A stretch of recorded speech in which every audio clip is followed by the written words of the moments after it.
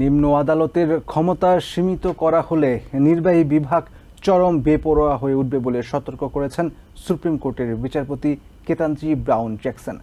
এতে শুধু গণতান্ত্রিক পরিবেশ বিনষ্ট হবে না, সামাজিক ন্যায় বিচারও বাধাগ্রস্ত হবে।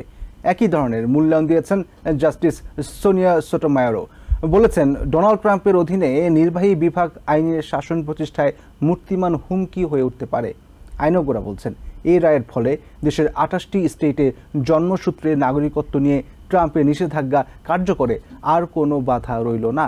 এতে 30 দিনের বিধি নিষেধ উঠে গেলেই জন্মসূত্রে নাগরিকত্ব পাওয়া শিশু কিশোর কিংবা তরুণেরা ঠিক কী অবস্থায় থাকবেন সেটি নিয়ে চরম বিশৃঙ্খলা দেখা দেবে। তাছাড়া অধীনস্থ নিম্ন আদালতের ক্ষমতা খর্ব করা নিয়েও প্রশ্ন তুলেছেন আইন বিশ্লেষকরা। শুক্রবার নজিরবিহীন এক রায় দিয়েছে সুপ্রিম কোর্ট। যে কোনো প্রেসিডেন্সিয়াল আদেশের বিরুদ্ধে দেশজুড়ে ইনজাংশন কিংবা বিধিনিষেধ আরোপে ফেডারেল জাজদের ক্ষমতায় লাগাম টানা হয়েছে। অর্থাৎ সর্বোচ্চ আদালত এর অধীনস্থ নিম্ন আদালতের আইনি সামর্থ্য খর্ব করেছে, এমনটাই মনে করছেন আইন বিশেষজ্ঞরা। তাদের মতে নির্বাহী বিভাগের পাশাপাশি নিজেদের ক্ষমতায়ন করেছে সুপ্রিম কোর্ট, কিন্তু সেটি করতে গিয়ে নিম্ন আদালতের সামর্থ্যকে অবমূল্যায়ন করা হয়েছে। ভিন্ন রায় দিতে গিয়ে উদারপন্থী দুই বিচারপতি সোনিয়া সোটোমায়োর এবং কেতানজি ব্রাউন জ্যাকসনও সতর্ক বার্তা দিয়েছেন।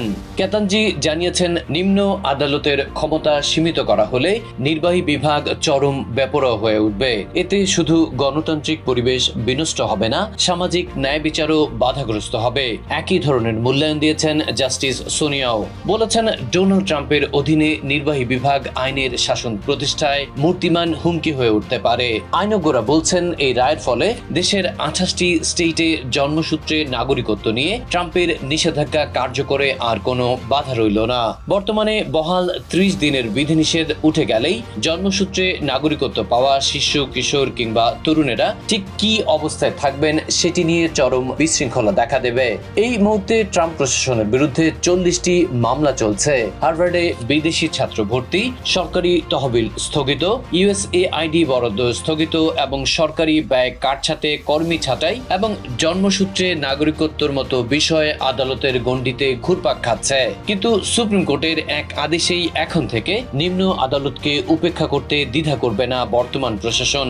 এমনিতেই আগেই প্রেসিডেন্টের একচ্ছত্র ক্ষমতায় দায় মুক্তি দিয়ে বসে আছে সর্বোচ্চ আদালত। এবার যে কোনো মৌলিক অধিকার নিয়ে প্রশ্ন তুলতে গেলেই সব ক্ষেত্রে কঠিন চ্যালেঞ্জের মুখে পড়তে হবে, কারণ সাধারণ মানুষ কিংবা সংগঠন কোনো সমস্যায় পড়লে সবার আগে নিম্ন আদালতের দ্বারস্থ হয়।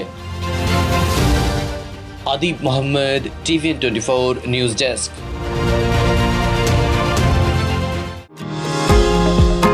নিউ ইয়র্ক থেকে সম্প্রচারিত TVN24 টেলিভিশন বিশ্বজুড়ে বাঙালির কণ্ঠস্বর।